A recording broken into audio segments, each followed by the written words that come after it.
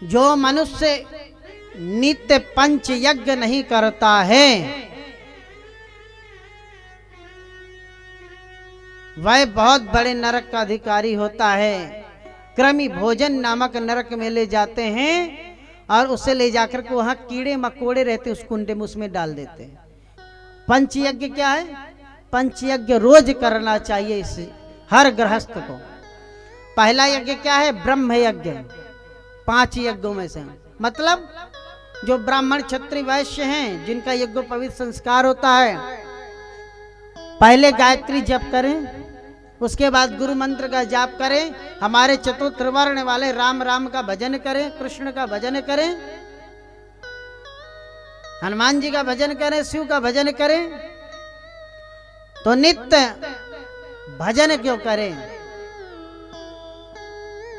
गायत्री जप करें, संध्या उपासना करें। आज बड़ा दुर्भाग्य कि ब्राह्मण संध्या ही नहीं करता है। और 3 दिन जो संध्या नहीं किया वो चतुर्थ वर्ण के बराबर ही हो जाता है। पुनः यज्ञोपवीत संस्कार उसको कराना चाहिए। सिखा नहीं रखेगा, बोलेगा हम हिंदू हैं। चंदन नहीं लगाएगा, बोले हम हिंदू हैं। तुम्हारी पहचान ही क्या है कि तुम अपने जब अस्तित्व को ही मिटा दिए। अरे देखिए, गुरु गोविंद सिंह के 2 बालक थे, एक 7 साल का और एक 9 साल का, जोरावर सिंह और फतेह सिंह।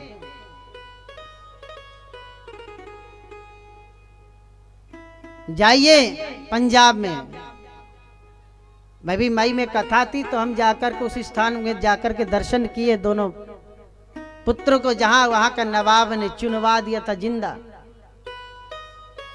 कहा कि इस्लाम धर्म कबूल कर लो। छोटे से बालक। 26 दिसंबर को प्रधानमंत्री जी को बहुत बहुत बधाई कि बाल दिवस के रूप में मनाया जाने लगा। उन्हें बात पढ़ो तो सही है, कैसे कैसे बच्चों ने अपना त्याग किया, शरीर को त्याग किया है। 7 साल का बच्चा, 9 साल का बच्चा, यही पूस की ठंडी, यही समय 26 दिसंबर की बात है। दादी उनकी साथ में। गुरु गोविंद सिंह तो चले गए थे क्योंकि लोगों ने निकाला, 10वें गुरु है सिखों के। यदि आपको ये नवाब मार देगा तो सिख परंपरा ही पूरी नष्ट हो जाएगी, सब गुलाम हो जाएंगे। और छत पे रखा हुआ है, भयंकर ठंड है,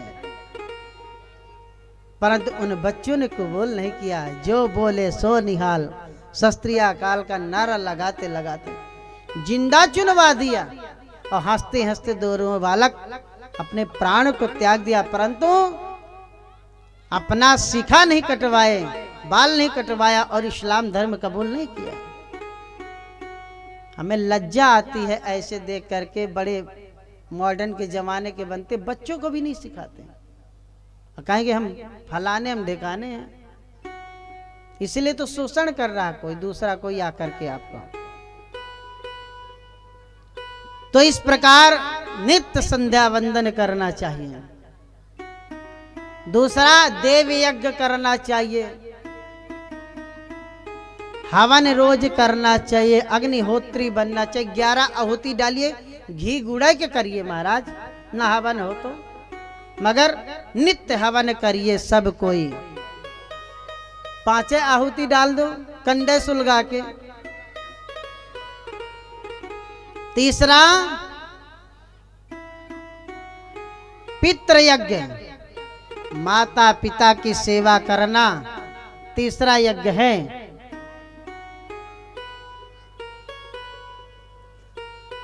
और चौथा यज्ञ है अतिथि यज्ञ। संत ब्राह्मण विद्वान यदि आपके यहाँ आए हैं तो पहले उनकी सेवा करो, तब जाकर के स्वयं भोजन करो। ये अतिथि यज्ञ है। और चौथा यज्ञ है बलि वैश्य यज्ञ। प्रतिदिन गाय को, कुत्ता को और कौवे को नित्य भोजन दीजिए। पहली रोटी गाय को। अब गाय नहीं पाले तो किसको दोगे? गाय का हिस्सा तो पति देवता खा लेते हैं पहली रोटी। और चूल्हे में कुछ रोटियां बचना चाहिए तो गिनती की रोटी बचती है तो अंतिम रोटी स्वयं खा जाती है गृहिणी। तो पति देव गाय का भाग खाए तो गाय के समान हो गए, और अंतिम भाग जब श्रीमती जी खाई कुत्ते का भाग तो देखिए भाव भाव की आवाज बनी ही रहती है अंदर से, जो है को भवन पूरा घर बना रहता है। तो पहली रोटी गाय को, आपके घर में नहीं दूसरे के घर में तो है, तीसरे के घर में है, किसी के नहीं है तो टहल रही होगी गाय, उसको पहली रोटी। और भोजन करने के बाद जो आपका कुछ जूठन बचे उसको कौवे के लिए एक स्थान पे रख दीजिए, कौवा खा जाए। और तीसरा अंतिम रोटी कुत्ते को देना चाहिए। सब जब भोजन कर ले तो कुत्ते को दीजिए। ये 5 यज्ञ नित्य करो, नहीं तो ये यज्ञ यदि नहीं करोगे महाराज तो भाई कीड़े मकोड़ों की नदी में फेंक देंगे, नोचते रहेंगे।